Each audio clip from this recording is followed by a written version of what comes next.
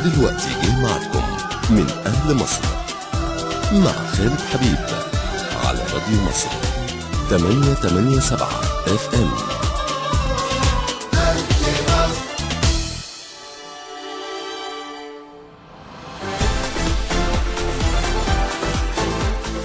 مساء الخير.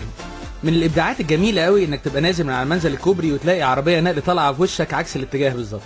طبعا ده عادي، التوك توك طبعا بيمشي عكس اي اتجاه لان اساسا ملوش اتجاه. جديده طبعا هي موضوع الموتوسيكلات اللي بتطلع على الرصيف عشان هي اسرع طبعا من الطريق العادي، وطبعا المشاة زي سعادتك لازم ينزلوا للرصيف طبعا ويسيبوا الرصيف النازي تماما. طبعا يعني مش هنصلح كل حاجه من الحاجات دي بسرعه لان الواحد دايما بيتعود يعمل حسابه ويتوقع اي حاجه في البلد دي على بال ما نصلح حاجات كتير قوي. اقتراح بسيط، انتوا عارفين احنا دايما هنا في البرنامج بنكون ايجابيين جدا، فعندي اقتراح ايجابي بسيط. فاكرين اللعبه زمان يا شباب لما كنا بنروح اللي هو السيرك والمراجيح وكده، عربيات اللي هي سباق العربيات جوه السيرك، فانت بتخبط في اي عربيه جنبك لما تخبطوا في بعض تسلموا وتضحكوا عادي جدا ومزيكه السيرك شغاله في الشوارع وكده. عايزك تتوقع اي حاجه، وانك تتوقع اي حاجه في حاجه مش قادر اتوقعها اكتر من كده خالص على فكره. المظاهرات، اعصابي تعبت يا اولاد. تاني النهارده وانا جاي عمال بقرا على الانترنت دعوات مش عارف متظاهري ايه هيعملوا ايه ومتظاهري ايه بكره ولالي ايه واخوانه ايه ومش عارف تطهير ايه. احنا مش اتفقنا قبل كده ان احنا هنلعب ماتش كوره؟ ليه عايزين نلعب بقواعد كره السله؟ كره قدم غير السله. احنا قلنا هنلعب انتخابات، هنلعب استفتاءات، هنلعب ديمقراطيه، هنلعب احزاب، مش هنخلص وكل واحد يجيب اخوه كبير ومش. فانا برضو هقترح حاجه ايجابيه، يعني برضو عشان نبدا نعمل اي مظاهره ممكن نعمل لها كده كوتا، يعني لو اقل مثلا من 50 متظاهر و43 مولوتوف معاهم ما يطلعوش مثلا، عشان كده العمليه بقت شكلها مش رومانسي. هنتكلم على الشباب النهارده اللي هم مالين شوارعنا، وقبل ما نتكلم على الشباب هقول مساء الخير لكل سواقين تاكسي مصر الجدعان اللي شايلين الاعباء كلها، اللي شايلين حمولنا وحمول اهاليهم، اللي سبناهم سنين طويله شغالين من غير بنديره وبيتفاوضوا مع كل زبون ويطلع عينهم يتخانقوا، وبعد كده سبناهم بمشاكل قروض يدفعوها واعلانات ما جاتلهمش، وقصه كبيره جدا. هنتكلم على الشباب ومعانا اكبر مسؤول شايل هم الشباب في مصر، وعندنا اسئله عنيفه جدا ليه وعايزين اسئلتكم ليه كمان ان شاء الله. الدكتور وسام ياسين وزير الشباب، اهلا بحضرتك معانا. اهلا بيك يا فندم، يعني انت ضحكتني في المدخل بتاعك ده. والله حاجه متعبه والله يا دكتور وسام، حاجه عمليه ولاده كل اسبوع نفس القصه بالظبط. لكن احنا هنتكلم في حاجات كتيره جدا وهنسالكم كالعاده قولوا لنا رايكم، وانا حافظ خلاص الارقام مش كاتبها قدامي اهو، حد يقول 9 11 70 ده الاس ام اس، وتكلمونا على 1700 صفحتنا على الفيسبوك اللي هي من اهل مصر. كل اسئلتكم لوزير الشباب، وعندنا اسئله كتيره جدا وكالعاده هنحاول ناخد منه حاجات وقائع محدده وارقام وتفاصيل بيعملوا ايه بالظبط للبلد وشباب البلد. خليكم معانا وارجعوا لنا تاني ان شاء الله. ومكملين معاكم من أهل مصر مع خالد حبيب على راديو مصر 887 FM.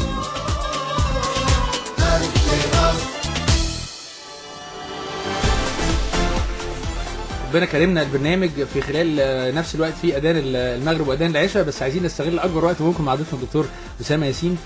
عايز اخد حضرتك خطوه خطوه من ساعه ما مسكت الوزاره، المشاكل الكبيره اللي حضرتك شفتها ايه، وبعد كده هنتكلم الحلول والبرامج اللي اتحطت على الارض.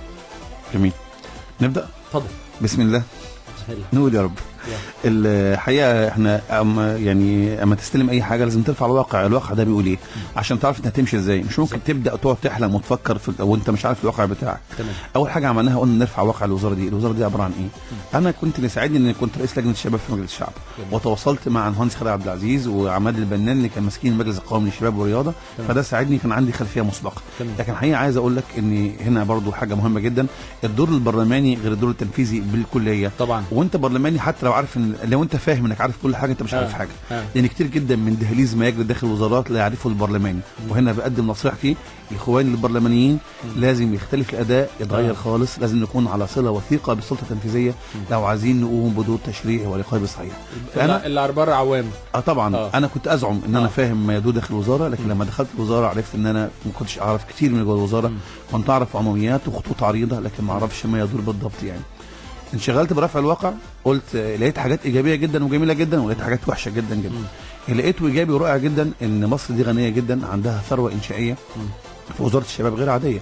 ما فيش وزاره في العالم عندها امكانيات وزاره الشباب المصريه ما شاء الله. طبعا وزاره ممتده على ظهر مصر كلها، فيها مراكز شباب 4655 ما شاء الله، مراكز تعليم مدني بتأدي دور رائع اتكلم عنه 11 مركز، عندها 10 مدن شبابيه، 19 معسكر، حاجات كده يعني، ونزل ارقام تخض، ارقام كبيره. 13 بيت شباب منهم 4 بيوت دوليه متصنفه في بيوت دوليه.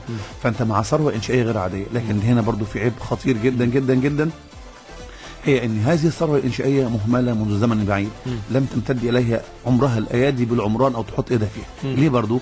لان كان كرامه الشاب المصري كرامه مش كبيره جدا. الشاب المصري ما كانش عزيز في اهله، وبالتالي ما حدش يهتم بيه، فمنشآته اللي يعبر فيها عن نفسه كانت في حاله مزريه جدا جدا. وده اللي خلى قبل ما نيجي نستلم انه هنا التريقه المستمره، المركز الشباب ده فيه مدمنين وفي سرنجات مش عارف ايه وفي ايه، وهنا سور مخلوع وهنا حيوانات داخله وهنا جرارات داخله ونقل وكلام من ده جوه مركز الشباب.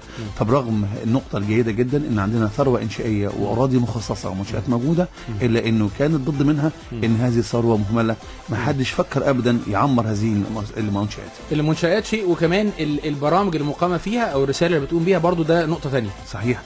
البعد الثاني ده في المنشآت قلنا نشوف واقع الوزاره الاخر بقى اللي هو طيب احنا هناخد الفاصل سريع اللي هو الاذان ونرجع تاني ان شاء الله. راديو مصر ومكملين معاكم من أهل مصر مع خالد حبيب على راديو مصر 887 FM.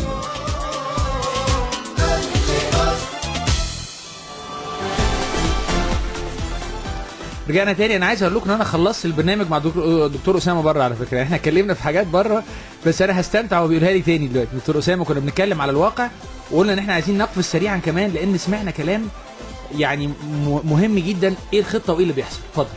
يعني حضرتك كلمتني بره في الفاصل بتتكلم عن اهم مشكله الشباب، وحضرتك لمسها بشكل جيد، مشكله تشغيل وتدريب الشباب وتوظيفهم. يعني تمام.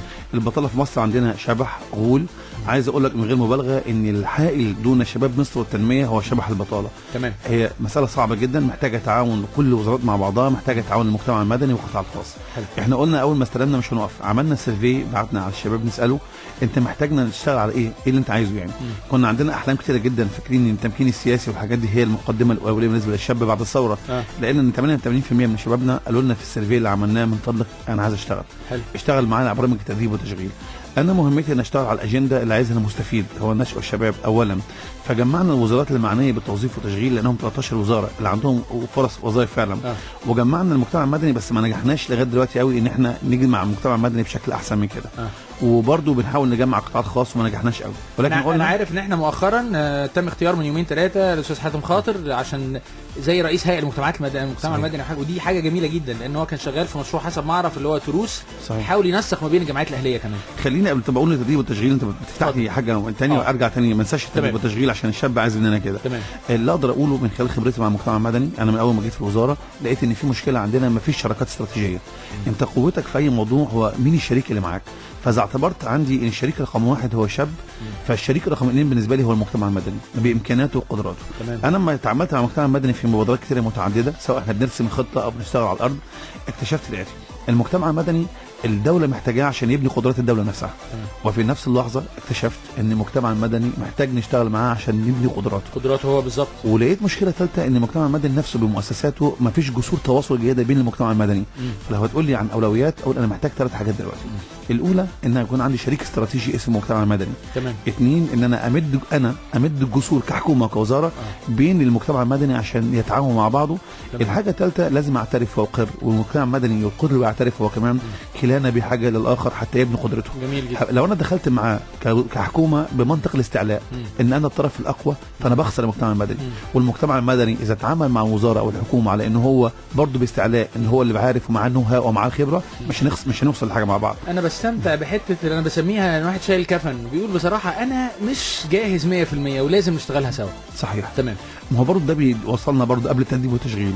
هو مين فينا كان جاهز اللي بيحصل دلوقتي؟ صح. احنا دلوقتي عندنا نقد للحكومه، اعترف واقر برضه احنا لم نكن على مستوى الطموحات المطلوبه مننا. جميل. لم نكن على نفس القدر من طموحات الشباب اللي عايزها مننا. جميل. لكن تعال نقول برضه بصوره واقعيه مين فينا كان جاهز اللي بيحصل دوت.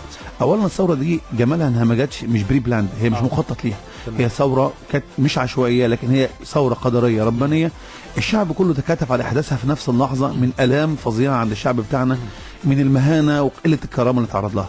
فبالتالي لما ما كانش في فصيل في مصر حتى فصيل الاخوان اللي بيحكم او اي فصيل القوى السياسيه الاخرى ما حدش كان جاهز. بالعكس احنا اكتشفنا كلنا مع بعضنا ان النظام ده كلنا خدنا مع بعض، كلنا خبانا في جب كده بعيد ولا حاجه وبعدنا عن ان احنا حتى نتعرف على بعضنا. ما تعرفناش على بعض، ما كانش حد فينا جاهز لاداره دلوقتي الدوله. وده فكرني بحاجه مهمه جدا. مره قابلت سياده رئيس الوزراء اردوغان كان معاه بعض مساعديه فقالوا لي بمنتهى الصراحه احنا مرينا باللي انتم مريتوا بيه في مصر كمصريين. قالوا احنا اول وزاره ماليه دخلناها شركاء فيها لم نعرف منها الا المرافق. يعني ما عرفوش الوزاره. فهي دي القصه. ده معنى كلامي ايه؟ معنى كلامي ان النظام عزل القوى السياسيه عن بعضها، عزلنا كلنا عن الموقع التنفيذي واتخاذ القرار عشان هو يختزن الخبره، هو اللي عارف واحنا مش عارفين. فلما طلعنا كلنا على المشهد يا خالد لقينا نفسنا كلنا مش جاهزين، وبالتالي عندنا كلنا دلوقتي اخطاء لازم نعترف بيها، ولسه هنتعلم نلعب على الماتشات الكبيره دي. ما لعبناش ماتشات كبيره قبل كده، بنلعب دوري بقى ده. طيب عايز اخش على النقطه الحساسه اللي حضرتك قلتها، التدريب بقى والتشغيل. جميل. يعني انا عايز اطلع من اللي انت قلته دلوقتي. احنا خلينا نعترف احنا الوطن دلوقتي اصبح ورشه عمل كبير. ورشه العمل الكبير ما فيش حد استاذ حد تلميذ، كلنا بنتعلم. احنا حتى اكبر حاجه بنتعلم مع شبابنا ان شبابنا هو اللي بيعلمنا. لما نخش على الفيسبوك او تويتر او كده احنا بنتعلم من التجارب الشبابيه. خلينا نقول ما حدش معصوم، ما حدش ما بيغلطش، كلنا بنغلط، لكن خير الخطائين التوابون. تعالى كل واحد فينا هو في لحظه صدق مع نفسه مع مجتمعه يعترف بخطأه ويقول هو اخطأ في ايه، ويبدا كلنا نقرب لبعضنا. لان زي ما انت حضرتك عارف ان احنا اللي جمعنا اكتر بكتير جدا من ممكن يفرقنا. بالظبط. احنا يا خالد كلنا ما حدش فينا مختلف هو عايز مصر ايه. انا لو سالت خالد او سالت اسامه او سالت سين او صاد المصريين انت بتحلم بمصر شكلها ايه، هنقول مصر واحده بنسمعها زي بعضنا. نبدا نختلف مع بعض في الاليات. انت ازاي انت عايز مصر تبقى حلوه ازاي يا خالد، انت عايز اسامه تبقى ازاي. مش ممكن خلافنا في الاليات والوسائل ازاي نحقق حلمنا، واحنا اللي بيجمعنا وثقافه العمل المشترك اللي بيننا كبيره جدا، ازاي ننفذ حلمنا ده يبقى نقطه خلاف. وهذه النقطه تطيح بامال المواطن المصري البسيط. في مواطن مصري اللي طلع معانا من 12 ل 20 مليون مواطن مصري بسيط. حضرتك عجبتني في الاول انت بتسلم على سواق التاكس ان انت هؤلاء البسطاء انت مستحضرهم، انت عارف انت بتخاطب مين بالظبط. عايز اقول لك ان امثال انا شفت في موقعة الجمل سواقين التاكسي الاسود، وانا بواحد سواق تاكسي في موقعة الجمل كان بيكسر طوب على الارض ويقول لي ما انا ابن البطه السوداء انا عليا وعليا وعليا وعليا، وجاي من غير اي هدف ايديولوجي ولا حاجه في دماغه. مواطن بسيط حس بهدر الكرامه وان هو محتقر وانه بسيط ومظلوم، جه يقطع طوب في يوم موقعة الجمل. لمثل هؤلاء احنا بنتكلم. مش ممكن دول اللي خرجوا معانا حرب في موقعة الجمل وخرجوا معانا في كل ميادين مصر من 12 ل 20 مليون مواطن، كل احلام هؤلاء تضيع عشان خاطر النخب والساسه والمثقفين مختلفين على طريقه تحقيق الحلم. خش بقى التدريب والتشغيل. التدريب والتشغيل احنا لقينا ببساطه شديده جدا ان ده موضوع كبير جدا ما يقدرش بيه وزاره معينه او حد معين، وبالتالي الحل الوحيد هو التعاون لحل هذه الازمه. ليه؟ الازمه دي مركبه معقده. مركبه معقده لانه اولا في اختلاف في سوق العمل. يعني العمليه التعليميه في مصر انت ادرى مني بيها وحشه جدا جدا جدا، وبالتالي مخرجاتها بتطلع في الاخر مواطن او طالب، هذا الطالب ما عندوش فرصه عمل. لا احنا عندنا دلوقتي اللي بيجيب 99% معهد اللي هو الطبيخ مثلا، ده اقصى حاجه، ويقول لك ده امكانياته على قده يعني. صحيح. لازم 115%. فالخلل ده بين المخرجات العمليه التعليميه وسوق العمل عاملين ازمه كبيره جدا، وعامل سوق جرار من البطاله. البطاله في مصر يعني غير مبرره، عندك 3.5 مليون متعطل. تمام. ال 3.5 مليون دول متعطل لازم تحل ازمتهم لغايه العام 2017. يعني المفروض عشان تنجح في حل ازمه البطاله انك تضخ تقريبا في السنه مليون فرصه عمل. ده غير الشباب كمان اللي هيخش على السوق كمان اللي بيتخرج او غيره. وبرده مع ارقام عندنا ارقام وحشه وخارج مزعجه. لا وده غير كمان نسبه البطاله المقنعه اللي شركات كتير قطاع خاص برده غصب عنها تتخلص منها لو عايز تشتغل صح برده. من المزعج جدا انك تعرف ان اللي يفقد فرصه عمله عشان يلاقي فرصه عمل جديده محتاج متوسط من 2 ل 3. اعلى بكتير. من المزعج انك تلاقي ان سن الحصول على وظيفه مثبته في النهايه هو 29 سنه. طيب. هناخد فاصل صغير ونرجع بقى اول خطواتنا. حضرتك عملت ايه بالظبط؟ خليكم معانا من اهل مصر. ومكملين معاكم من اهل مصر مع خالد حبيب على راديو مصر 887 FM.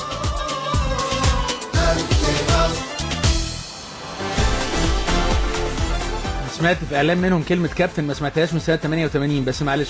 دكتور اسامه ياسين بتجي لنا اسئله كتير، لكن من اسئله حاجه هتخش في تصب في اللي احنا بنتكلم فيه. وحد كان بيسال هنا محمد عبد الوهاب بيقول هل من الممكن تحويل وزاره الشباب من وزاره خدميه الى وزاره انتاجيه؟ وهو ده بدايه كلامنا فعلا، بدانا نتكلم عن المشروعات او غيره. ده كلام جميل. انا عايز اقول للسائل دون هو فاهم كده المساله بالظبط. العالم كله بيصنف الوزارات على الاتي.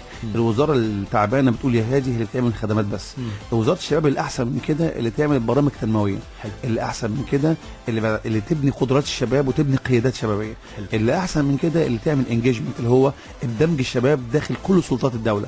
اللي احسن من كده اللي تعلم الشباب يعملوا مجموعات شبابيه لاهداف يتبناها الشباب تصلح المجتمع. اللي هم ده بيسموه سيفيك اورجانيزيشن. يبقى عندنا دي خطوات. احنا مننا خلينا نعترف، احنا لسه بنطلع السلم من الاول خالص. نعم. فبقول للسائل معلش خلينا في حاجتين دلوقتي، احنا وزاره خدميه ووزاره تنمويه. طيب. هرجع للتدريب والتشغيل. في حاجتين، برنامج قومي وبرنامج وزاري. البرنامج القومي اللي هو تقريبا ما حدش بيحس بدورنا فيه، لكن احنا الوزاره المتالمه، احنا وزاره الالم اللي بيجمع عندها الم الشباب، عشان من هذا الالم نصنع امل للشباب. فاحنا اصحاب الحرقه، احنا اللي محروقين على شبابنا. فبنجمع كل الوزارات اللي عندهم نفاذيه ويقدروا يعملوا حاجه. فجمعنا مجموعه وزاريه مصغره ومجموعه وزاريه كبيره جدا. المصغره فيها وزاره الصناعه، فيها وزاره القوى العامله، تخطيط والتعاون الدولي، صندوق الاجتماعي للتنميه. وصلنا مع بقيه الوزارات الى ارقام اقدر اقولها لك وانا مطمن، مثبته مبرهنه. جميل. مصر اللي نموها الاقتصادي ضعيف جدا، 2.2%. ده اقصى طاقه ليها في العمل تديك 150,000 فرصه عمل. على نسبه النمو هي اللي بتدينا فرصه في عدد فرص عمل هتطلع. صحيح. احنا متوقعين بنسبه النمو دي 150,000 فرصه صحيح. عمل سنويا. اقدر اقول لك دلوقتي احنا لسه في اخر اجتماع من اسبوعين في مجلس الوزراء، جالنا نتائج كل الوزارات والشغل على الارض. احنا عملنا 703,000 فرصه عمل. يعني معنى كده كأنك بتتكلم عن دولة تانية النمو بتاعها حوالي 5%. طب هسأل تاني، فرص العمل دي مبدئيا هل هي لناس قدراتها او امكانياتها ممكن تصلح للشباب، ولا محتاجه قدرات ومهارات مش موجوده عندنا؟ لا، ده شباب عادي جدا. ده يعني في للجامعي وغير الجامعي. فبقول ده سوق العمل المصريه في الاخر الفتره اللي فاتت دي 703,000 فرصه. طب معلش هسألك تاني، طبيعه الوظائف دي هل هي مؤسسات كبرى ولا صناعات صغيره ولا ايه بالظبط؟ في كل حاجه، في قطاع المنسوجات عندك، في المشروعات الصغيره مثلا الصندوق الاجتماعي للتنميه ضخ مثلا حوالي 106,000 فرصه عمل. وزاره السياحه لوحدها عامله 10,000 فرصه عمل. الاسكان والتشييد والقطاع مثلا 50,000 فرصه عمل. دي في قطاعات مختلفه جدا من الدوله. ومنها برضه حاسبين عشان اكون امين معاك الفرص العمل الجديده اللي خارج 177,000 فرصه عمل سافروا من مصر لاول مره. يعني دول مش عقود قديمه طبعا. ففي 703,000 فرصه عمل. الجميل بقى ان كمان لما اقول لك رقم التامينات المثبت ان عندك دلوقتي 435,000 شاب تم التامين عليه بدءا من شهر 8 اللي فات مع وجودنا. اللي احنا مشاكلنا القديمه بتاعت ناس كتير قوي يعتبروا في الاقتصاد الاسود اللي هو مش ظاهر في الشاشه اساسا. بالظبط كده. فلما يكون عندك مثبت 435 شاب تم التامين عليه 703,000 فرصه عمل جديده، ده برنامج قومي مهم جدا. طب معلش انا اسالك بدقه تاني، فرص العمل دي تم شغلها بالفعل؟ يعني ناس اتعينت فيها طبعا. انا بتكلم عن فرصه عمل جديده. يعني اقول لك حاجه، مثلا لو قلنا في قطاع التعليم احنا مش حاسبين 250,000 فرصه عمل تم تجويدها. يعني ايه؟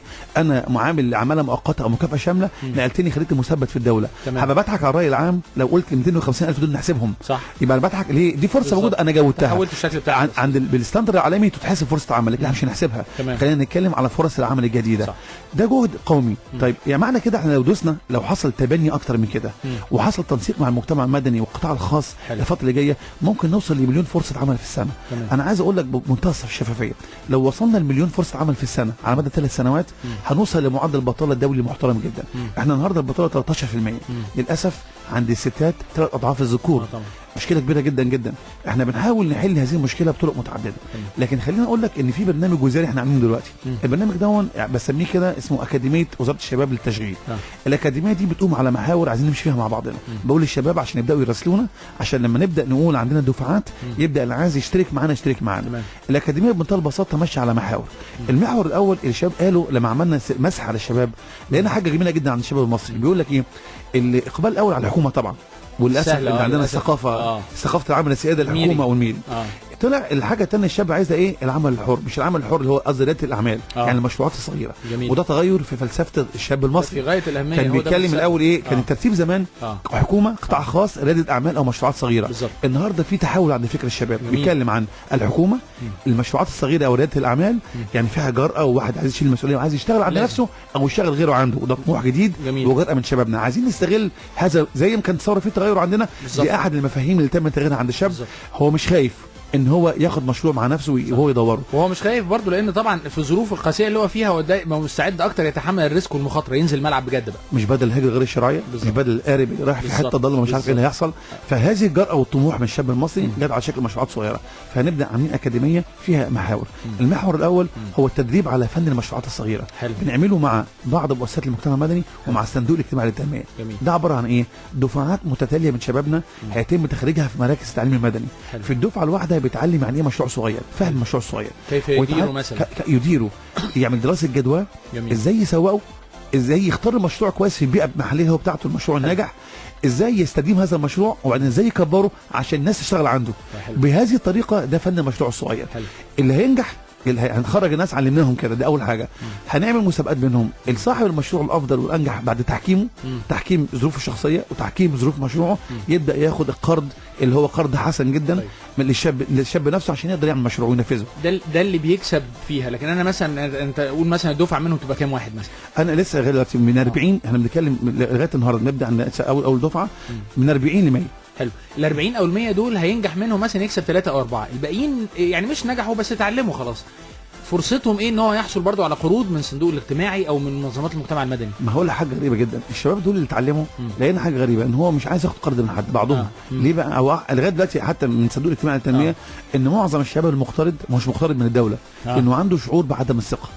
وهو ما تساله الشباب قال لك انا بقترض من الاهل اللي هو الابوين او من الاصدقاء او الاهل او الاعمام، بس احنا ادينا له النو هاو، ادينا له الخبره او المعرفه ازاي يقدر يدير الموضوع. وانا هقدر واحده واحده، احنا مع صندوق الاجتماعي للتنميه مع بعض مع الدكتوره غاده والي ومع الطاقم المعاون ليها، واحده واحده هنيسر مساله القروض تبقى احسن من كده. طيب، وبنفس المنطق، لان انا عارف منظمات كثيره من المجتمع المدني عندها موارد ماليه عاليه، هل بيتم التنسيق انه ممكن هم يوفروا الاموال دي للمشروعات للشباب؟ لا، شغالين بقى في حاجه ثانيه، محور ثاني هو محور التدريب والتاهيل على سوق العمل. يعني ايه؟ انا النهارده مش انا كطالب جامعي مش لاقي وظيفه، طب عشان اشتغل ايه المشكله؟ ان التعليم ما ساعدنيش. في مهارات اساسيه لو انا اتعلمتها هقدر احل مشكلتي. زي ايه؟ ان اخد شهاده على الكمبيوتر دوليه زي ICDL، ان احسن لغه الانجليزيه عن طريق بريتش كونسل او اي مؤسسه زي كده. 3 ان اتعلم في مهارات توظيف اساسيه، ازاي اعرض نفسي، اتعامل مع فريق عمل، اتفاوض مع اخرين، في اسمها سوفت سكيلز. هذه مهارات البسيطه جدا التوظيف لما حد بياخدها بيعرف يسوق نفسه ويقدر بسرعه يلتقط اول فرصه عمل تلاقيه. فاحنا شغالين على ICDL اللي هو الكمبيوتر، اللغه الاجنبيه، ومهارات التفويض. في حاجه اخيره مهارات التوظيف اللي هو الارشاد لحياتي. يعني ايه؟ انا شاب تايه، انا مش عارف اشتغل ايه، انا عندي قدرات كتيره جدا، والشاب انت عارف برضو كل ما كان سنه صغير متوهم ان عنده قدرات غير عاديه. لا، يقعد مع حد مختص بنوفره اكسبرت خالص، يقعد معاه يقول له اما يدرس حاله يقول له انت روح للاتجاه الفلاني، تصلح اكتر في هذا المجال. ده اسمه الارشاد الوظيفي. هيبقى حاجتين نتكلم عنهم بعد الفاصل. نتكلم بعد الفاصل، واحنا الدكتور اسامه ياسين معانا لغايه الساعه 7:30 ان شاء الله، وبنجمع اسئلتكم. ابعتوا لنا على 91170 وكلمونا 1700. هناخد مكالماتكم كمان بعد الموجز ان شاء الله من اهل مصر. خليكم معانا ومكملين معاكم من اهل مصر مع خالد حبيب على راديو مصر 887 FM.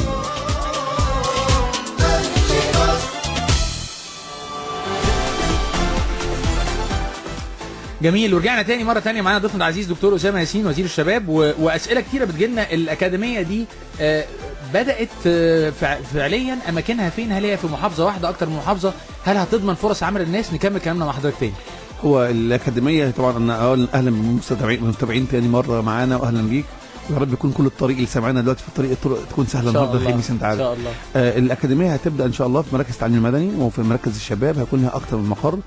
عندنا خط ساخن هيعلن عنه قريبا جدا، وعندنا الويب سايت بتاعنا هنتواصل مع الناس اونلاين واوفلاين عشان اللي عايز يشترك معانا يشترك معانا.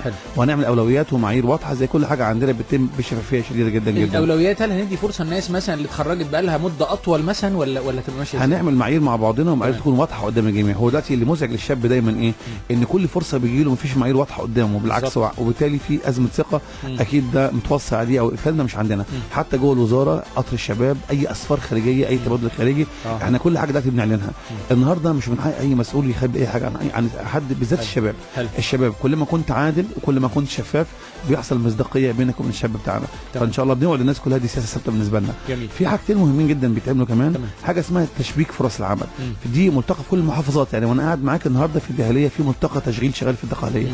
ده عباره عن كل محافظه بننزلها بالتنسيق مع القوى العامله مع بعضنا، نشتغل سوا مع بعض. بنجمع فرص العمل في المحافظه ونجمع رغيف العمل في المحافظه. نوصل بين الاثنين لغايه توظيف. يعني مثلا احنا بننزل حاجه غريبه جدا بقى هنا، احنا بننزل بعدد بس 7000 وظيفه ولا حاجه في المتوسط. اللي بيحصل اقبال علينا من 1500 2000 واحد بس، وهنا شيء غريب جدا. يعني هل الناس مش عارفه ولا الناس برضو مش عايزه طبيعه عمل ممكن تكون متعبه بالنسبه لهم وعايزه حاجه سهله؟ حاجتين. الجزء الثاني حضرتك قلته، الناس برضو العمل في القطاع الخاص مجهد شويه. الحاجه الثانيه التزام القطاع الخاص بما يعد به الشاب، دي اللي عايز مراجعه. وهنا القطاع الخاص لازم يساعدنا في حل المشكله دي. يعني القطاع الخاص بيعرض وظيفه بس ساعه الجد ما بتكونش بالظبط هي. يعني ممكن يزود ساعات العمل، ممكن يقلل المبلغ المطلوب، ممكن ما يامنش على الشاب بتاعنا، ممكن ما يكونش فيه حاجات كريمه، يعني مكان استراحه لائق للعامل او ساعه غدا مثلا معينه ولا حاجه، فهنا ما بيلتزمش. برضو الثقافه عند الشاب بتاعنا انه العرق والبذل ده دي فن ودي ثقافه. فلسه برضو احنا عايزين انا بتكلم بصراحه، شبابنا محتاج يعني ويف ثانيه او موجه ثانيه من التنوير والتعريف. يعني ايه عمل حر؟ يعني يا شباب اللعيبه اللي هي متعوده على طريقه لعب الكابتن الكبير فاروق جعفر زمان ودلوقتي بركات، اللي هو اول 5 دقايق واخر 5 دقايق مش هتنفع، احنا عايزين نشتغل ايه طول الوقت.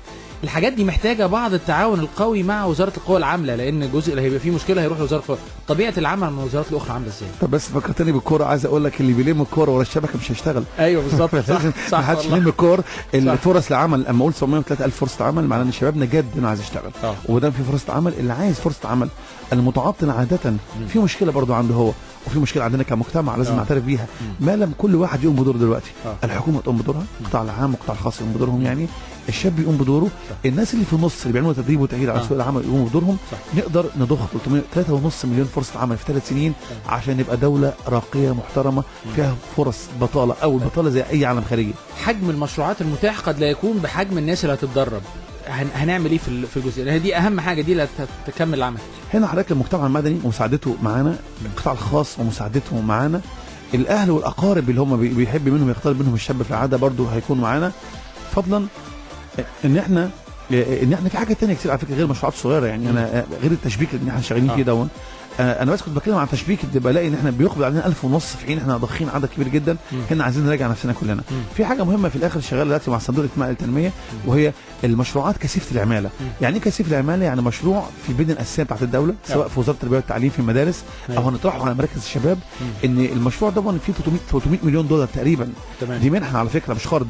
ده الجميل جدا انه بيشترط ان اللي يقبض فلوس يكون شباب ما دون 60% منهم شباب ما دون 29 عاما. ودي مشروعات كامله من اول مثلا بناء المدرسه نفسها لغايه تشغيلها وهكذا. في مناقصات نازله دلوقتي ب 146 مليون على مشروعات بنيه اساسيه للحكومه المصريه هيقوم بها شباب. الشاب ده معظمه في الارياف، تدبيش مجرى النيل، الطرق، الكباري، بس المدارس. مش هتستسهل مثلا وتاخدها شركات قطاع عام كبيره قائمه او غيره؟ لا هو في شرط واضح جدا. الموضوع ده اسمه كاش فور ورك معايا. فلوس كاش للشغل اللي انا بعمله، يعني بدي يوميه زي اليومين اللي بره. عايز اقول لحضرتك اليوميه قد تكون 40 او 50 جنيه.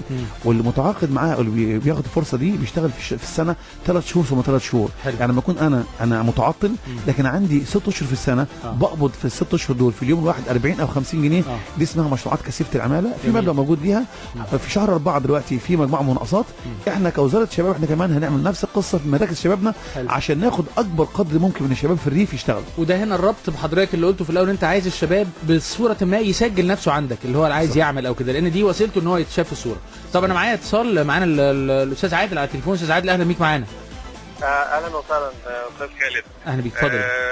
انا كنت عندي كذا نقطه كنت عاوز بسرعه اقولها لكم. اول فضل. حاجه عاوز اشكرك علشان البرنامج بتاعك بصراحه بيبث في نفوسنا الامل. ربنا يخليك. امبارح انا سمعت البرنامج وكنا النهارده في يعني نقاش شديد جدا، الناس كلها مبسوطه بيه.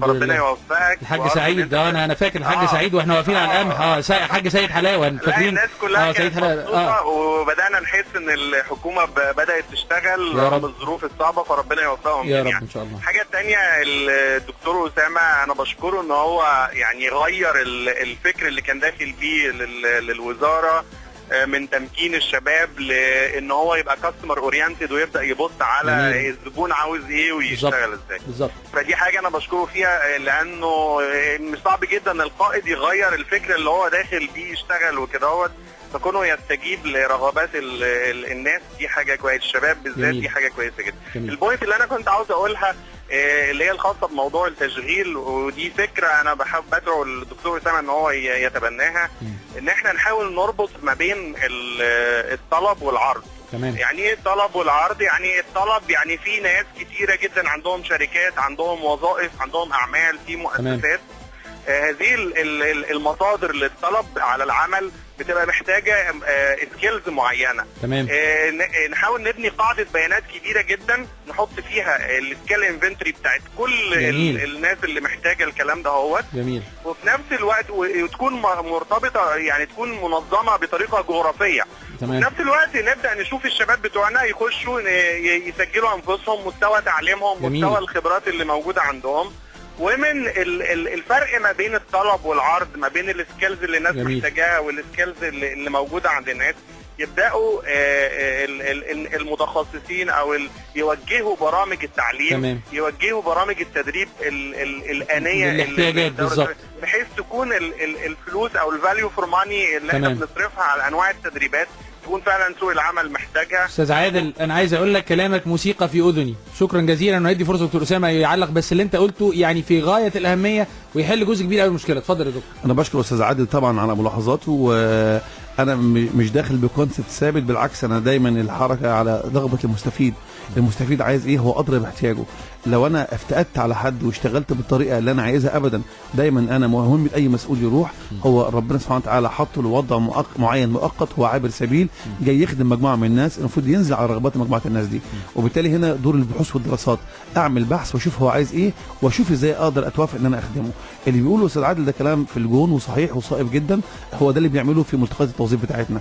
خلينا اقول واعترف ان قبل ما جيت الوزاره لقيت ان ملتقيات التوظيف دي بنعمل ملتقى ونروح، يعني نعمل نعد فرص العمل اللي موجوده ونشوف رغيب العمل ونشبك بينهم ونروح. النهارده بنستعد اللي هو بيقوله بالظبط، قاعده بيانات لكل محافظه فيها فرص العمل موجوده، فيها رغيب العمل بشكل اوتوميتد زي ما بيقول الاستاذ عادل بالظبط. وبعدين دورنا ما ينتهيش عند عقد الملتقى ونروح، لا احنا هنا مع اللي هي عشان كده دخلنا معانا القوى العامله ببروتوكول اللي احنا تظل العلاقه بيننا، التواصل بينهم نتاكد ان هو من حسن سيره لغايه ما ينتهي ان صاحب العمل يؤمن على الشاب ده اللي هو عايز يشتغل معاه.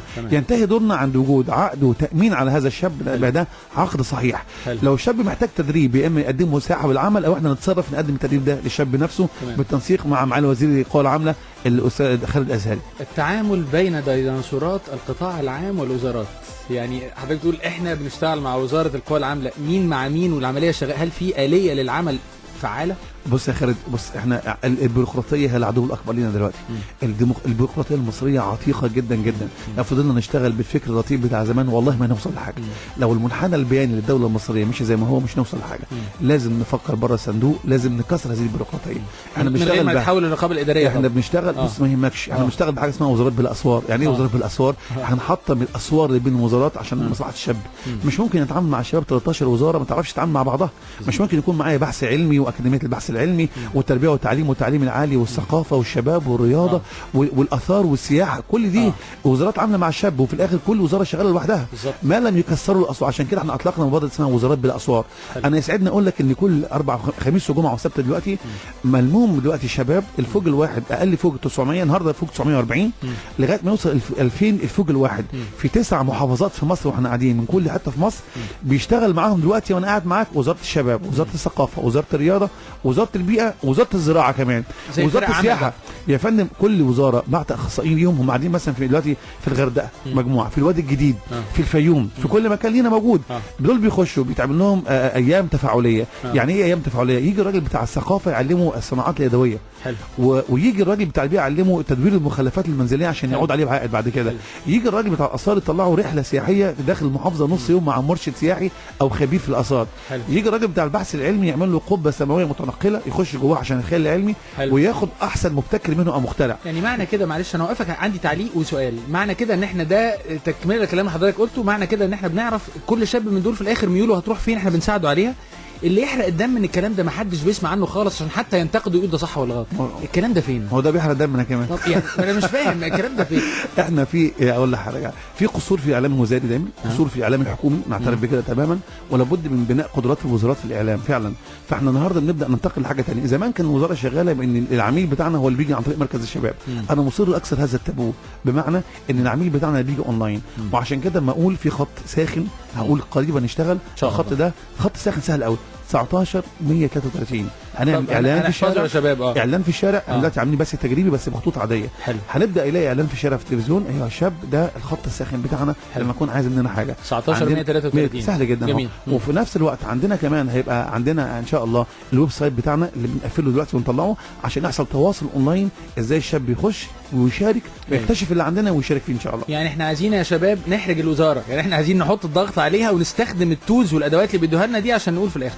دكتور اسامه احنا بنقرب جدا للنهايه، وانا عارف ان حضرتك في نقطه معينه مهمه كنت عايز تتكلم فيها. والله انا بس بتكلم على المشهد السياسي اللي موجود دلوقتي.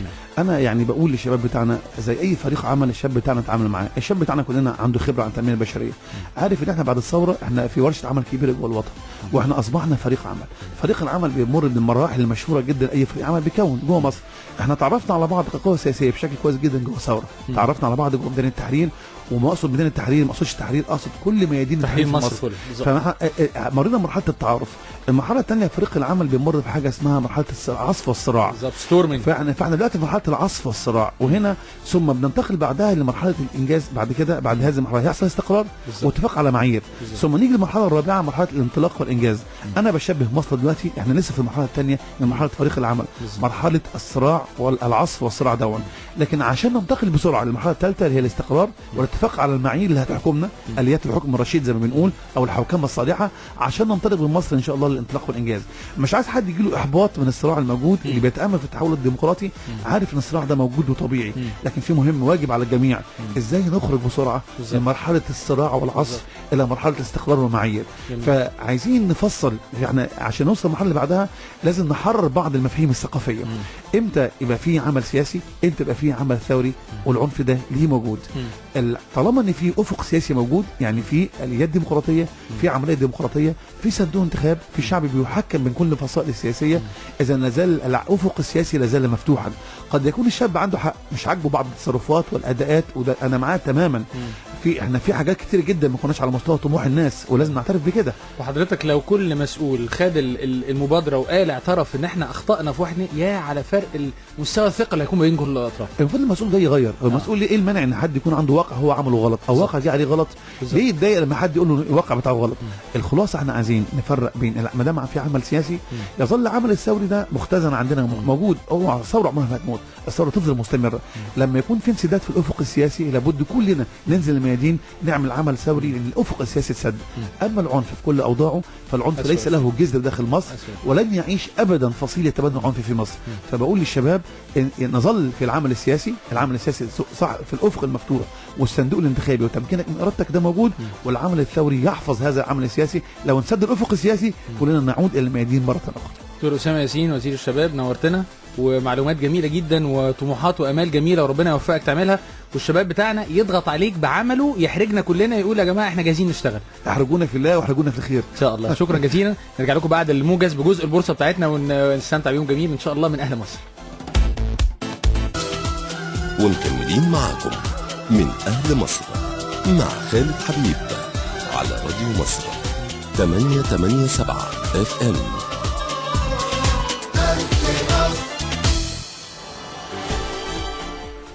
اهلا بيكم مره تانية. وحوار كان بالنسبه لي انا بعتبر ده الحوار السخن. على فكره تعريف الحوار الساخن يختلف من مكان لمكان. ناس كتير يقول لك الساخن اللي هو كان فيه هجوم على حد او قله ادب. الساخن بالنسبه لي هي الحاجات اللي تحرك المخ تخليك نفسك بعد كده تمسك الناس دي بقى وتضغط عليهم وتزنقهم لو كانوا قالوا حاجه مش مظبوطه.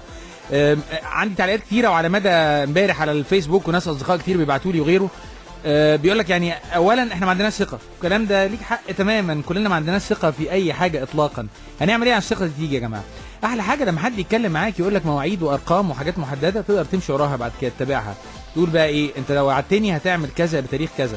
احنا وصلنا لمرحله دلوقتي على فكره يا جماعه، الراجل بيخش بيته مراته بتقول له لو سمحت وريني البطاقه، تتاكد ان هو جوزها وهتدخله، لكن مش هتعترف بيه. يعني هي واخداه بس عشان البطاقه، لكن غير كده مش هتعترف. يمكن برضو الادله لازم تكون على ارض الواقع. فاكرين زمان يا جماعه كان في اعلانات بتاعت التلفزيون اللي هي بتاعت القرى السياحيه، كان دايما يقول لك ايه، صوره من ارض الواقع، عايزين معلومات، في حاجه اسمها تقارير دوريه، في حاجه اسمها معايير القياس، في حاجه اسمها خطه عالميه في الاستراتيجيات دايما اسمها الاي بي برنسبل، مبدا الالف ب، انا واقف فين بالظبط، عايز اوصل فين بالظبط عشان تعرف تحاسبني بعد كده. لو الكلام ده مش موجود عندي انا بخسر تماما. فاحنا لازم كمان، ومش اي واحد فينا يراقب يا شباب، لان المشكله عندنا دايما في حاجه اسمها ايه، الجهات الرقابيه اللي هي مسؤوله، في جهات اللي هي المالكه هي اللي لازم تتابع وتقول وتعمل كل حاجه. فاحنا عايزين نحاسبها بشكل مظبوط، وفي نفس الوقت صاحب الشأن بجد هو اللي يقوم بدوره. عارفين المشاكل الكبيره عندنا ايه يا جماعه قوي، ان كل واحد فينا بيلعب دور مش بتاعه. لكن انا معانا دلوقتي زميلتنا العزيزه ساره وعندها خبر عاجل، فانا هسكت لحظات. اتفضلي يا ساره. ميرسي يا استاذ خالد. اصدر الرئيس محمد مرسي قرارا جمهوريا بتعيين الدكتور محمد مصطفى الجرحي نائبا لوزير الزراعه واستصلاح الاراضي للشؤون البيطريه. شكرا جزيلا يا ساره. معرفش احنا كنا بنتكلم النهارده على القمح، ده ليه علاقه ولا ملوش علاقه، بس موضوع الزراعه بقى مهم. وانا عايز اقول لكم انا نفسي اتقاعد ان ازرع حته ارض واكسب منها جامد جدا واكل واعمل كل حاجه وما اتعبش فيها زي اي حد مش عايز يتعب طبعا. عايز ارجع النقطه اللي كنت بقولها لكم دلوقتي. مشكله كبيره جدا عندنا يا شباب ان كل واحد بيستمتع يلعب دور مش بتاعه ويهمل شغله الحقيقي. فالمذيع زي حالاتي يحب يعمل قاضي، واللعيب يعمل مدرب، والمريض يعمل دكتور. والمشكله بقى كمان ايه، ان اكبر كارثه لما المخ يلعب دور العضلات وينزل يعمل مظاهرات وهو ما عندوش عضلات، وبتاع العضلات بقى يعمل دور المخ ويفكر وهو اللي يسوق. في الحالتين النتيجه مأساويه، خصوصا لما كل اللي حواليك بيبقوا شغالين ايه، تسقيف وانبهار، الله يا سي السيد، يا سلام عليك يا نجم. ادوار يا شباب، كل واحد يعمل عليه بالظبط. عندنا تعليقات تانية وحاجات مهمه نقولها لكم برده، ونتكلم سريعا على البورصه. ما اعرفش لسه قدامنا وقت. طيب اسامه بيقول لي معانا وقت برده. هقول على تعليق تاني كان جاري جميل امبارح من ياسر سليم، كان عمال بيقول يعني معلش انت عمال بتتكلم ايجابيه، الناس على اعصابها ومتعوده تشتم، وانت عمال بتقول ايجابيه، هنجيب ايجابيه منين وانت اساسا جايبها منين؟ هقول لك معلش حاجه ما تفهمنيش غلط، بس دايما اول مره بتبقى صعبه، وبعد كده لما ربنا يسهل لك تتعود عليها بتبقى متعود دايما، والايجابيه تبقى جزء من حياتك الطبيعيه. احكي لك حاجه بسيطه جدا. انا شخصيا كنت واحد من الناس اكتر واحد قانط ومحبط ويائس ومتغاظ ومحروق دمي من كل حاجه، اقول اشمعنى فلان واشمعنى فلان وانا مش واخد حقي وحظي وانا السهل احسن. في يوم من الايام سنه 2005 نوفمبر 2005 حصلت لي حادثه عربيه غير طبيعيه، خلاص انتهيت تقريبا. قال لك ايدك الشمال عمرها ما تشتغل تاني ورجلك الشمال عمرها ما هتمشي عليها تاني. ولقيت نفسي الدنيا كلها وقفت، سكتت، صمت غير طبيعي. وبعدين بدات خطوه خطوه تحرك ايدك تاني، فجاه تحس ان مفيش اي حاجه ليها قيمه خالص، اللي انت كنت فاكره وبتتخانق عليه ملوش حاجه تساوي. ويوم لما ايدي الشمال انا فاكر رجعت تلمس وشي تاني كنت ببكي يا جماعه، كنت بعيط يعني، اللي هو بقول يا خبر ابيض، الحاجه اللي انا فاكرها عاديه جدا دي طلعت كبيره قوي قوي قوي. تبدا الاجانب يقول لك ان انت تبدا تستمتع بقيمه الاشياء الصغيره في الحياه، ولو عملنا كده هنحس ان الدنيا مختلفه تماما. ولو كل واحد جرب كده، انا عايزك تسجل مره وانت معاك، كلنا معانا موبايلات بتسجل وكده، وبنسجل لبعض عشان نطلع فضايح على الانترنت على طول وغيره. انسى شويه كلام كده ما تقولوش، اللي هو كلمه بس، اصل، اشمعنى، ما ينفعش. عيش من غيرهم، بس كمل يوم كامل من غير الاربع كلمات دول، بس واصل واشمعنى وما ينفعش. شوف حياتك هتتغير ازاي، هتفرق معاك جامد جدا جدا جدا. لسه معانا اسئله جميله برضو، الناس كانوا بيتكلموا برضو مع وزير الشباب وبيقولوا احنا عندنا شباب كتير جدا ما عندوش خبرات فنيه في مجالات معينه، وصندوق الاجتماعي التنميه بنروح لهم عشان ناخد قروض، بيقول لك عايزين ضمانات وغيره. العمليه لسه صعبه. ودكتور اسامه قال حاجه عجباني جدا يا جماعه، عجبتني حته الاعتراف بالحق كمان قوي. احنا امكانياتنا كلنا لا زالت تعبانه، ما لعبناش ماتشات كبيره ولا صغيره بصراحه. كمان عشان نتعلم المهارات بتاعتنا محتاجه وقت طويل، وكمان عشان الصندوق يديك قرض يتاكد ان انت جاهز، هو لسه مش عارف يقيمك. محتاجين نشتغل مع بعض كتير قوي قوي قوي. ناخد فاصل صغير ونرجع بعد كده ان شاء الله مع البورصه بتاعت البني ادمين ان شاء الله، وخليكم معانا. راديو مصر ومكملين معاكم من اهل مصر مع خالد حبيب على راديو مصر 887 FM.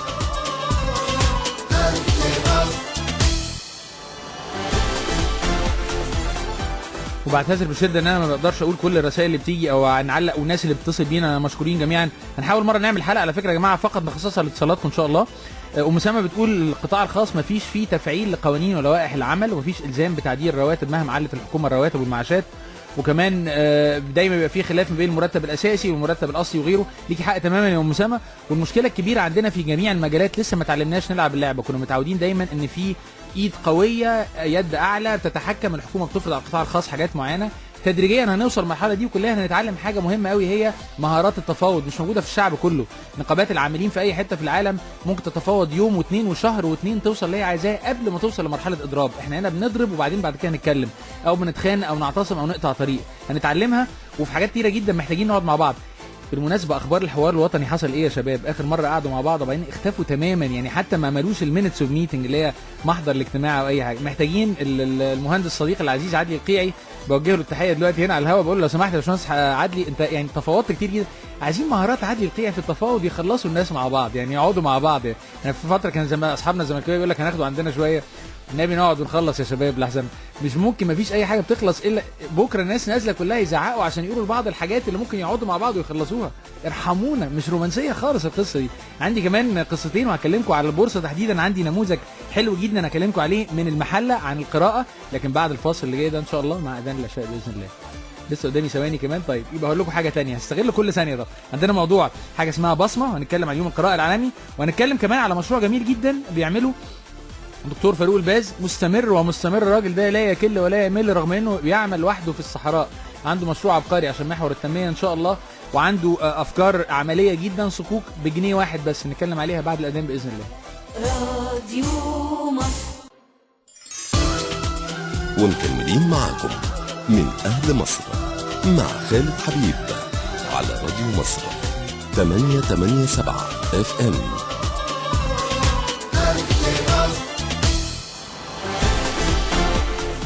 رجعنا مره ثانيه، وبعض التعليقات على 9/11/70 وكمان على صفحتنا اللي هي من اهل مصر على الفيسبوك. وحد كان بيسال بيقول هل لسه يعني في اي خطط لتطوير الرياضه في المدارس الحكوميه، وهل لسه في مدرس العاب زي زمان؟ ومفيش، اعتقد ما كانش في ملاعب اساسا. احنا بطلنا ملاعب كلها في حصه الالعاب دي، انتهت بقى لها كتير جدا جدا جدا، بنتكلم فيها حوارات وديه عن الحب من طرف واحد. حتى بطلنا نعلق على ماتشات الكوره عشان ما عندناش ماتشات كوره. عشان كده كان جالنا تعليق تاني على صفحتنا على الفيسبوك من محمود سلطوح، وبيقول لك الرياضه هترجع امتى زي الاول؟ عشان انا زهقت بصراحه يا محمود. انا مش عايزها ترجع زي الاول. احنا البلد الوحيده اللي برامج التوك شو الرياضيه كانت دايما بتقلب بدم وخناق وقله ادب. العالم كله اتفرج على الدوري الانجليزي مثلا في القنوات الفضائيه او الدوري الايطالي، المعلقين اقصى حاجه بيتكلموا عليها عمرهم بيجيب مدرب على الهوا يتصل بيه والخناقه حصلت ازاي، كلامك على الفاول ده اتشاط ازاي، اللعبه دي حصلت ازاي. مفيش الكلام الكبير بتاعنا ده خالص. يعني عايزين رياضه تتعمل من اول وجديد صح، وده حاجه مهمه جدا. في البورصه عندي النهارده اتكلم على حاجه جميله كتبها الناقد المحترم جدا ومثقف جدا حسن مسكاوي النهارده على شخص اسمه خالد بيومي. الراجل ده محترف رياضي بجد، كان قاعد في ايطاليا قبل كده وقدم مشروع كامل مقترح بلائحه تراخيص انديه كره القدم المحترفه. انتوا عارفين عالميا كل الفرق بتاعتنا لازم تتحول لانديه زي شركات متخصصه محترفه، والراجل ده عمل مشروع كامل وبينقلها الى منظومه محترفه بجد. عايز اقول لك ان اللي بيحصل عندنا مستحيل يكون نظام عمل متكامل اطلاقا، لان اللي بيحصل عندنا بالظبط ما تعرفش الفلوس جايه منين ولا داخله ازاي ولا خارجه ازاي. المنظومه ناقصه، الملاعب فاضيه تماما، والاعلانات لا تكفي اطلاقا، والقنوات بتخسر جامد جدا، ورغم كده في برنامج او اتنين فيهم فلوس جامده جدا واللعيبه بتاخد بملايين. مش كده يقول لك اللعيب ده خد من تحت الترابيزه ورجل الاعمال ده وعده بكذا، وبعدين تكتشف رجل الاعمال ما دفعش بجد، ده مديها شيك بقى قرض للنادي ويرجع ياخده تاني اول لما يخش السجن او يسيب الرئاسه، عشان كل 4 سنين بيغيروا الرئاسه بسبب قضيه مش بسبب تغيير المجلس او الانتخابات او غيره. العمليه خاربه تماما اقتصاديا، واي نموذج عشان ينجح يكون اقتصادي. عايز اقول لكم امبارح نادي كارديف اللي هو كارديف سيتي اللي هو في ويلز، اللي هو كان في الدرجه الاولى الانجليزيه، وصل للدوري الممتاز وهو بريميرشيب في انجلترا. احتفالات كبيره اول امبارح، واحتفالات بسبب بسيط جدا. اول لما هيطلع للدوري الممتاز هياخد 60 مليون جنيه استرليني. 60 مليون دي عباره عن حقوق البث التلفزيوني، ومعاها كمان حقوق الرعايه بتاعه الملاعب وبتاعه الشركات الراعيه. ليها نظام، كل واحد عارف هتطلع درجه هتكسب قد ايه، هتنزل تخسر قد ايه، واضحه وصريحه ولازم تكافح توصل لها. ما عندناش الكلام ده، فده عندي في البورصه بيعلى اكيد. مجموعه بصمه دي مجموعه في المحله الكبرى، بادئه اول حاجه يوم القراءه العالمي في المحله الكبرى، وكمان عامله حاجه زيها في السودان سبحان الله في الخرطوم. فعاليات اليوم ناس كتير جدا من القراء بيروحوا اماكن مفتوحه، كل واحد معاه كتابه ويتعرفوا على بعض ويتبادلوا الكتب والقراءه والافكار وكل حاجه. موضوع جميل جدا، عايزين يوعوا الناس. فرصه يا شباب اقول لكم لو سمحت ممكن تقروا، مش عايز احرج حد طبعا، انا عارف الشعب بتاعنا ثقافته عاليه جدا جدا جدا السنين اللي فاتت، مبنيه على ابداعات الفوتوشوب طبعا. سمعت وقالوا لي وسمعت ربع كلمه، اي حد لابس بدله او كوفيه وبيتكلم في برنامج فضائي او بيحلف انه في الشارع في قلب المظاهره هنصدقه طبعا. يعني انا عايز استاذنك اطلب منك لو سمحت تقرا بجد، مش تدفع كتير على فكره، كتب رخيصه بتتباع في مليون حته كلها نازله على النت. اقول لك شويه اسامي وهتلاقيها ان شاء الله اكتبها لكم حتى على الصفحه بتاعت من اهل مصر. العظيم نجيب محفوظ، جابرييل جارسيا ماركيز، فيكتور هيجو، كارين ارمسترونج، الكلام ده كله موجود بالعربي وعلى النت، وسور الازبكيه، و60 مكتبه في كل منطقه في مصر. اقرا مقالات لتوماس فريدمان، اقرا روبرت فيسك، اقرا الهيرالد تريبيون، اقرا النيوز ويك، الحياه، الشرق الاوسط، كله بينزل بالعربي. الاهرام المصريه مؤخرا يا جماعه لو تابعتوها في صحف تحليل رجعت فكرتنا بايام زمان جدا، حاجه جميله جدا. اقرا، الناس دي توجهاتها مختلفه، يمينيه يساريه ليبراليه محافظه، تقرا من كل الاتجاهات، ولما تقرا من كل الاتجاهات هتشوف الصوره كامله وتكون رايك الخاص. ويا سلام لو تنزل ملعب وتجرب بايدك. ففي واحد صاحبنا، اخر حاجه يمكن اختم بيها عشان اسيبكم بقى تستمتعوا بليله جميله ان شاء الله. كان واحد صديق لينا، فاكرين احنا من ايام الثوره كان كل شويه كده ايه، كل شويه يقول لك لا ده الثوره فشلت، طب ننزل الثوره الثانيه، طب الثالثه، طب ال17 زي نورماندي 2 بارت 2 بارت 3 وكده. فده صديق لينا، هو ما كانش عارف، بعد الثوره طلعوه في برنامجين، قال لك يبقى زعيم سياسي. الاول كان ثوراجي، وبعدين لا العمليه مش شغاله، راح قالب مش عارف ايه، راح قالب مع الجيش لفتره، لا في مشاكل مع الجيش، راح قالب كل شويه ربنا يكرمه يعني. فالمهم كان في يوم افتكر 24 اغسطس قال لك ان ايه هتحصل يوم الثوره الثانيه والناس بتجهز نفسها وكده. فانا قاعد في البيت وببص على النت، انا كان ورايا شغل، انا كنت عمال بحل امتحانات يومها وغيره، فلقيت الراجل ده الناس هو عمال يا جماعه فورا 30 40 واحد لازم يروحوا مش عارف ايه، خلاص بتولع مش عارف فين. واحده من التحاليل بعتت له كده، هو دكتور بس دكتور حلاق يعني دكتور مش محترف قوي يعني، فيا دكتور الحلاقين احسن ناس في العالم عشان حد يقول لي، وانا اصدقائي كلهم حلاقين بس كطبيب يعتبر بيحلق للناس. فالراجل ده هي بعتت له تقول له يا دكتور هو حضرتك يعني فين بالظبط؟ فرد عليها قال لها انا في البيت. فقلت له طب امال حضرتك عارف المعلومات دي كلها منين؟ قال لها لا ما هو لازم يكون في واحد قاعد كده زي يعني في قلب مش الاحداث بقى، في قلب الكنترول، زي احنا بنسميه في الاذاعه والاعلام الانكر اللي هو الوتد، يجمع المعلومات من كل حته عشان يوزع الناس صح. هترد عليه والله ربنا يكرمك يا دكتور، انا كمان قررت بدل ما انزل هقعد انا كمان اعمل لي وتد كده، ربنا يكتر الاوتاد ان شاء الله. عايزين نشتغل يا شباب، ربنا يكرمنا جميعا، يبقى اسبوع جميل وجمعه مباركه وسبت جميل، ونريح ونشتغل ونفكر ونقرب من بعض اكتر. واحلى حاجه خرجت بيها النهارده على فكره سهل جدا الواحد يطلع يقول انا اسف انا غلطت، يعني بيشيل عبء كتير مع نفسه وكمان بيسهل اللي قدامه يتقبله ونبدا نشتغل مع بعض. تصبحوا على خير، وتحيه خاصه النهارده ما لحقتش اقول اي حد من التيم الجميل اللي معايا، وسام عمار وعلي زلط وعلي عكيله وابراهيم ابو سليمه، ومعايا النهارده منورني محمد زهران، وانا اسمي خالد حبيب. محمد مطاوع عامل معانا شغل جميل جدا على الصفحه بتاعتنا من اهل مصر. اشوفكم على خير ان شاء الله يوم الاثنين الجاي. تصبحوا على خير.